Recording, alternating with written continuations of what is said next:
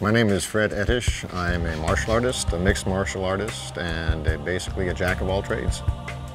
I got involved in the UFC through a student of mine up in Minnesota back in 1994. I saw it as a supreme challenge, something new, something that wasn't out there, and I saw very few venues to truly challenge oneself physically as a martial artist at the time. During my fight, I really have no true recollection of what I was thinking or what was going through my mind after I got into the cage. Psychologically, mentally, I had pretty much checked out. I was unable to focus, unable to concentrate, and the whole thing to me is fairly surreal. Looking back, it's almost like a dream.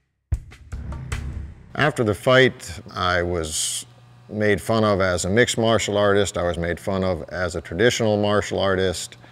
I was kind of a pariah in both worlds. You know, many traditional martial arts people were very angry at me because I went to the UFC in the first place, and after I went, I performed so poorly.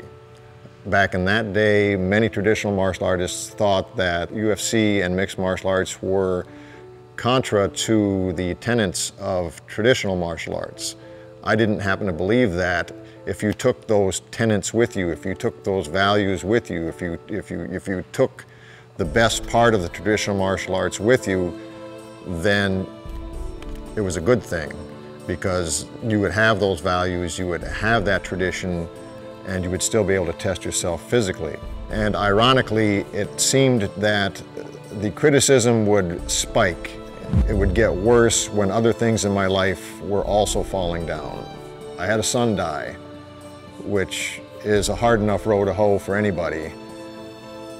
And trying to deal with that, I was still getting emails, I was still getting remarks made on internet forums.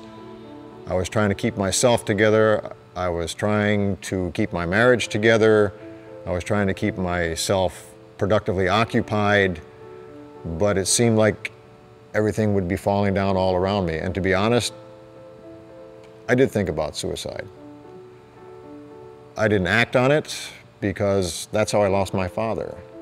And I have a son that is alive, and I'll be damned if I'm going to do to him what happened to me when I lost my dad, for any reason. And a strong person finds a way to overcome. And I lost a physical fight, but I didn't lose the emotional fight. I will never lose the emotional fight. I will always find a way to overcome, always, no matter what it is. He carries into the ring his 0-1 record. Earlier this year, after 15 years of not fighting, I came back to do at least one more fight. And I did it because of some things that were inside of me that for 15 years I was unable to put to rest. I really wanted, before I got too old, to try and go out and represent myself in a way that I thought I could be proud of. So at the tender age of 53, I gave it a shot. I fought a young guy up in Minnesota who was probably about my son's age, or maybe a little bit younger, and I happened to come away with the win in the first round. He was the guy that had to fight Fred Ettish, and that's kind of a no-win situation. If you beat me, then you beat a guy that fought in UFC 2 and was no good back then, and now he's a 53-year-old man. And if you lose to him, then you've lost to that same guy, so how does the guy win? So I appreciated him stepping up.